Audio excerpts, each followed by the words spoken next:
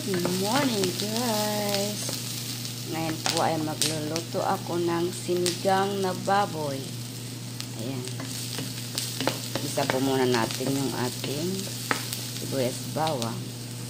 Yung baboy po is spare ribs. Pinakulaan ko muna po ito bago ko po igigisa.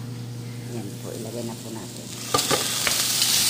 Ayan, isang kilong spare ribs.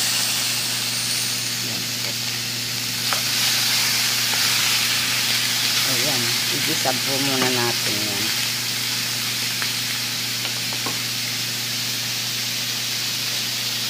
Ayan.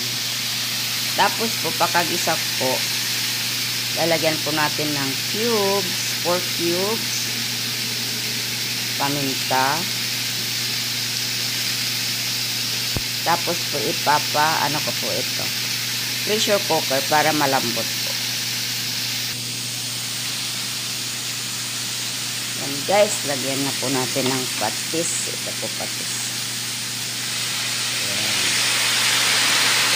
Ayan. Patis saka 4 cubes. Chicken cubes din. Yan na po. Para po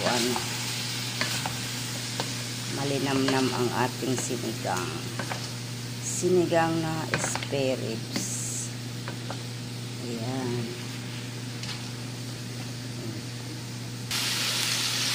Ayan guys, lagyan na po natin siya ng tubig para palambutin natin. Lagay natin sa pressure cooker guys.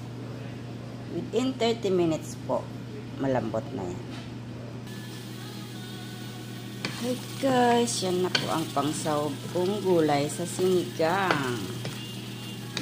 Nalambot ko po yung baboy sa pressure cooker. Tapos ilalagay ko po dito sa may mga gulay. Ayan po. Lalagyan din natin siya ng kangkong.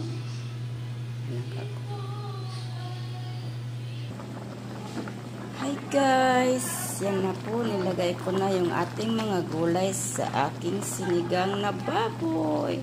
Ribs po siya, oh. Masarap po ang sinigang na ribs.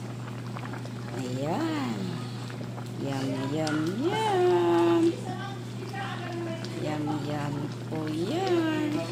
Dami ko na namang sinigang. At ilalagay na po natin ang ating sinigang sa gabi. Ayan po ang sikreto para masarap ang inyong sinigang. Lagyan nyo po ng sinigang sa sampalok na gabi po. Wala po akong gabi. Yung gabi talaga. Kaya ito na lang po ilalagay. Lagyan po natin siya ng kangkong. Ayan po. Ayan na po. Ilalagay na po natin. Ayan. Ang ating sinigang sa sampalok na gabi.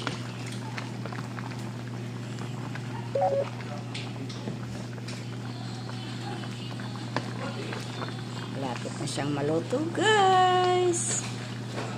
Yummy yummy.